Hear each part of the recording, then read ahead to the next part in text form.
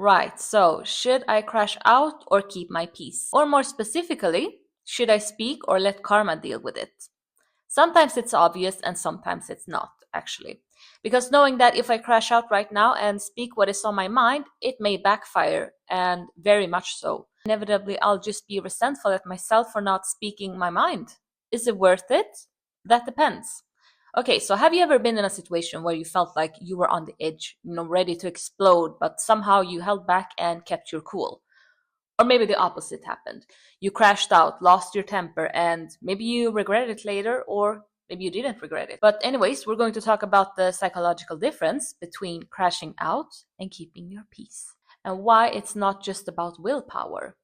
Because when you crash out, you're giving into a rush of overwhelming emotion, whether it's anger, frustration, or even fear. And it often looks like shouting, slamming a door, or saying things you don't mean. Or maybe you do mean them. But psychologically, this is known as emotional hijacking because your amygdala, the brain's emotional control center, takes over and logic goes out the window.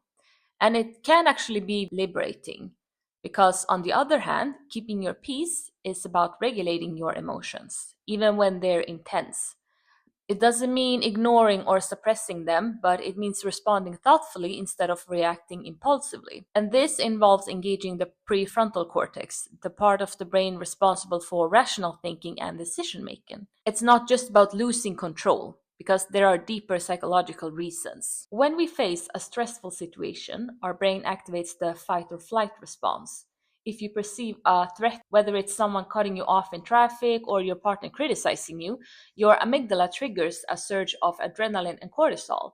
And this prepares your body for action, but also makes it harder to think clearly. Unprocessed emotional wounds from the past can influence how we react today. If a situation reminds you of something painful, like being ignored or feeling disrespected, it can trigger an outsized reaction, even if the current situation isn't that serious. So, why is keeping your peace so powerful? It's not just about looking calm on the outside, it has psychological benefits. When you keep your peace, you reduce the release of stress hormones like cortisol, which can create chaos on your body and mind over time. Chronic stress leads to burnout, anxiety, and even physical illnesses. Choosing peace is choosing health. And also, if you care about the people involved, then think about it. When was the last time yelling really solved anything? It's good to reflect on what tends to set you off. Is it feeling ignored? Is it criticism? Because awareness of your triggers can help you respond and not react. And crashing out doesn't make you a bad person, it makes you human. So, is there a way of knowing when to speak your mind to stay true to yourself versus staying quiet to keep the peace, especially in different situations? When is it worth expressing how you really feel? And what are the consequences of either choice? Now, don't get me wrong, it's always worth being true to yourself and to not diminish yourself or make you feel smaller. But there are some situations where you just feel that it's not worth it for your own sanity. There's different reasons to why we choose to keep the peace, for example. It's not always about not having guts or being afraid. It can be because we simply feel that it's not worth the drama. And some of us avoid confrontation because we may fear rejection or judgment or losing relationships. So we don't want to upset the harmony in a friend group, cause tension in a family gathering, or hurt our partner's feelings. But when we stay silent, we often end up pushing away our true feelings. And over time, that can lead to resentment, frustration, and even burnout. Let's explore some situations when it can feel tricky to bite your tongue or to speak up. And before we get into it, in all these situations, the key question is, will staying silent compromise your self respect? And if the answer is yes, then it's worth speaking up. You're in a friend group and someone decides to keep crossing boundaries, targeting you specifically, making fun of you, or always shooting down your IDs, or just anything. And so the rest of the group just follow along because maybe they think that it's not that deep, or you shouldn't really think about it. It's subtle, but still makes you wonder whether to laugh it off or say something. And in moments like this, it's easy to stay quiet for the sake of the group harmony.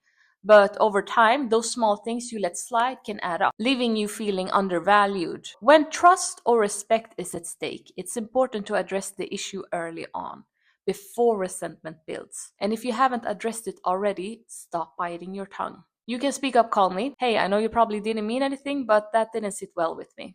Focus on the behavior, not the person, to avoid defensiveness. First off, you might feel relief for addressing the issue, and it could strengthen the friendship if the other person values your honesty. And also, there's a chance they may feel offended, leading to tension. So, if it leads to you being respected and them not repeating the behavior, then there you go. Wasn't that hard, was it? Now we can all let it go and enjoy a healthier friendship. But if it ruins the mood and you get excluded from now on, or you feel the energy shift towards you, then there you go. They have revealed their true colors of not respecting you from the start. And why would you want to be around friends who can't respect you? Now, you still may end up feeling hurt, of course, it's natural, but you are worthy of good people that give you the same energy you give them. Never ever compromise your self-respect and worth. Next up, at a family dinner, a relative brings something up about you or simply tells you straight to your face that you should look a certain way or you should live your life a certain way according to them, or anything else that undermines your values. And now you're torn between defending yourself and keeping the peace. Standing up for yourself is a way to honor yourself, but it comes with the risk of tension. The challenge is deciding if the situation needs a response. Choose your battles. Not every disagreement needs to be addressed, especially if it's unlikely to change minds. Using I statements to express your perspective. I see things differently because. Staying calm and avoid escalating emotions. Speaking your mind can help you feel empowered and maintain your honesty. And on the flip side, it might cause friction, especially if family members aren't open to changing their opinions. So ask yourself, is this issue central to who I am? If it's about your core values, it's worth addressing and can be done with empathy and respect. They may get offended and defensive and feel that you are disrespectful, but respect is mutual. If they don't respect you, then why should you respect them? And especially since they think they have the audacity to speak on something they really have no idea about in the situation, you can tell people that I respect you, so I'm going to tell you this in the nicest way possible. I'm going to assume you meant well, even if it did not come off as well-meaning. But if I wanted your opinion on this matter, I would have asked you. And if they tell you, oh, but I'm just looking out for you, thank you, but I can also look out for myself. And of course, I am also looking out for you, which is why I think that your personal matters need your attention more than my personal matters. So you haven't really said anything wrong in this situation, just set a firm boundary and redirected their well-meaning or not so well-meaning input to focus on themselves. In other words, suggest them to mind their own business. And of course, there's a difference between close family and distant family. Those you live with or talk to daily in your family, who maybe you have trouble communicating with and so on. Maybe their behavior leaves you feeling drained or undervalued, so now you're unsure whether to speak up or let it go. When it comes to close family members, the stakes feel higher because these relationships are in your daily life.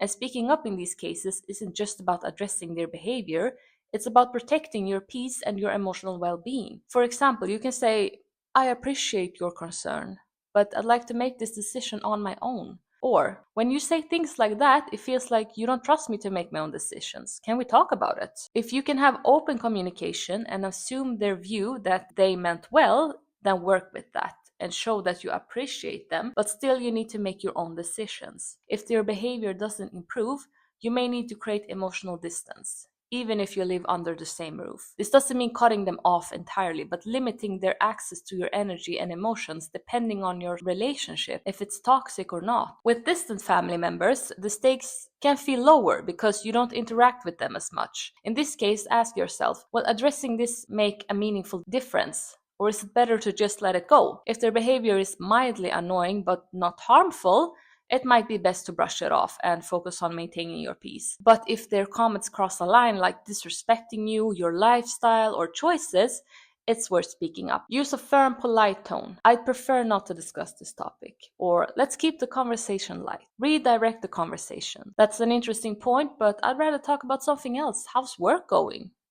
Remember, with distant family, you have the option to detach entirely. Unlike close family, you don't need to maintain regular contact, so it's easier to create boundaries and protect your peace. And with a toxic family, it can look like manipulation, constant criticism, or refusal to respect boundaries. But your self-worth is not tied to someone else's approval, even if that someone is family. What you can do is set firm boundaries, clearly communicate what is and isn't acceptable behavior, limit the interaction, reduce the time and energy you spend with them, even if they're close family, and also seek support. If the situation is deeply affecting you, consider therapy to build tools for coping and decision making. Walking away from toxic family relationships doesn't mean you're being unkind or disrespectful. It means you're prioritizing your mental health. If someone continuously disrespects your boundaries and brings negativity in your life, their title as family doesn't excuse their behavior. Understanding the difference between close and distant family is key to navigating these relationships. With close family, you're more invested, and speaking your mind might lead to meaningful change.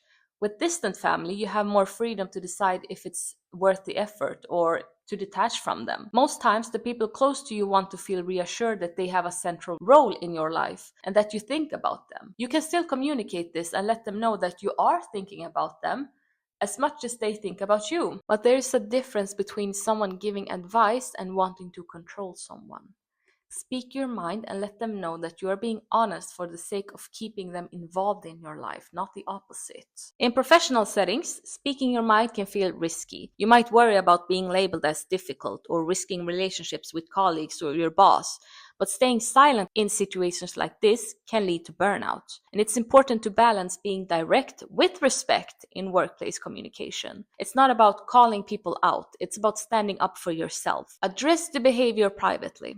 Instead of confronting someone in front of the team, unless they confront you in front of the team, then you should give your answer on the spot since they decided to have an audience. But if it's not possible, ask for a private conversation, because this reduces the defensiveness and keeps the discussion professional. Advocating for yourself can increase your confidence and set an example for fair treatment. One can wish for, right? Will staying silent compromise your professional growth or well-being? If the answer is yes, then speak up in a calm, practical way. You can't expect to have your colleagues or boss look out for you in the workplace because it is a professional setting. You need to keep track of your work and your well-being. Speaking your mind at work isn't just about what's fair, it's about building credibility and making sure your voice is heard. Staying true to yourself doesn't mean being confrontational.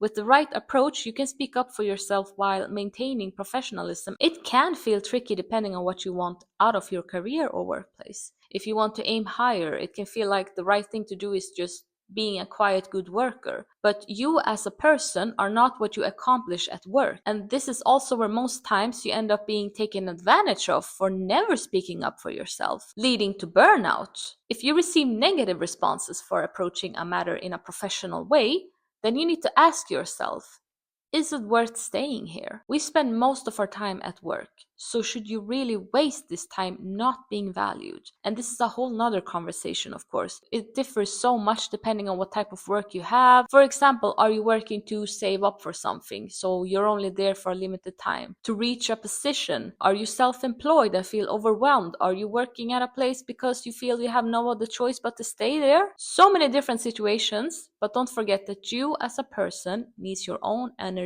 the most. Whatever it leads to in the workplace when you speak up for yourself, take it as a lesson. Do not compromise your well-being for a place that in some cases would replace you in a second. Find out what you want to achieve from this place. If you're there for personal goals like saving up for studies, or if you're there for career goals, and then focus on your goal while keeping your energy in check and your self-respect. To not let anyone, no matter their work relation to you, boss, colleague, business partner, to walk over you. Next, your partner forgets something important to you, a date, a promise, or a task. So you're upset, but you're hesitant to bring it up because maybe you don't want to seem needy. Regressing your feelings in a relationship can lead to emotional distance. Healthy relationships thrive on open communication. So when you voice your needs, you're giving your partner the opportunity to understand you. The question to ask here is, will staying silent here create distance between us? If the answer is yes, it's better to have the conversation even if it's uncomfortable. Speak your mind.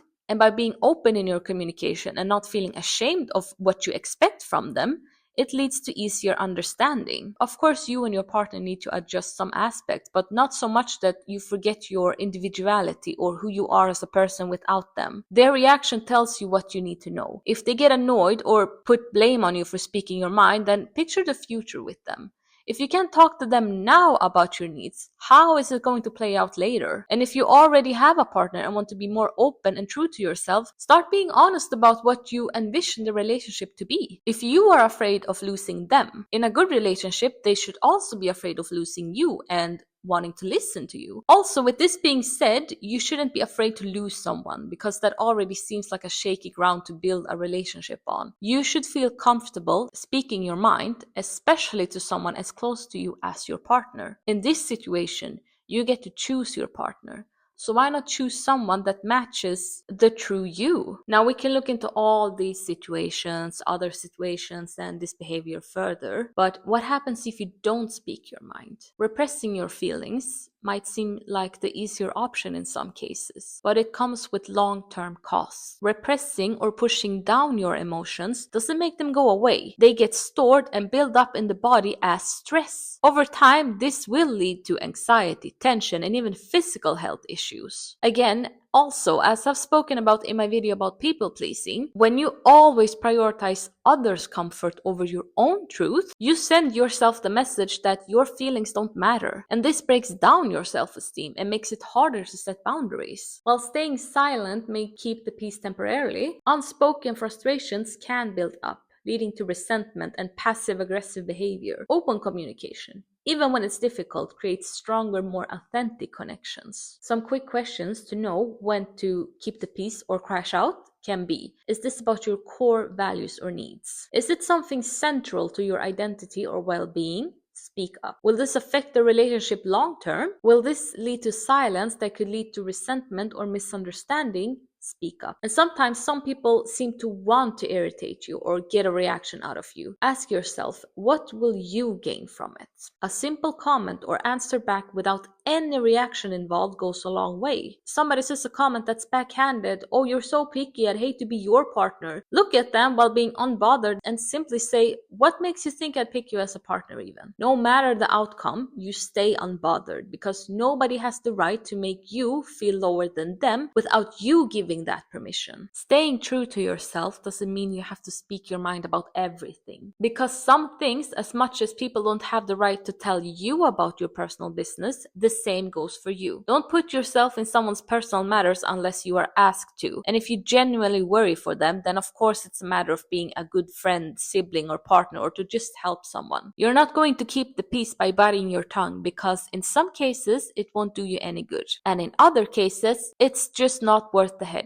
If you feel unsure what to do or say, sometimes the best reaction is no reaction at all. If it feels like arguing with a wall, speak your mind and know when to stop having to keep explaining yourself. Your voice matters, and silence might feel easier in the short term, but over time, suppressing your truth will drain your energy. Here's the thing: the longer you hold back and suppress your feelings, the more they build up.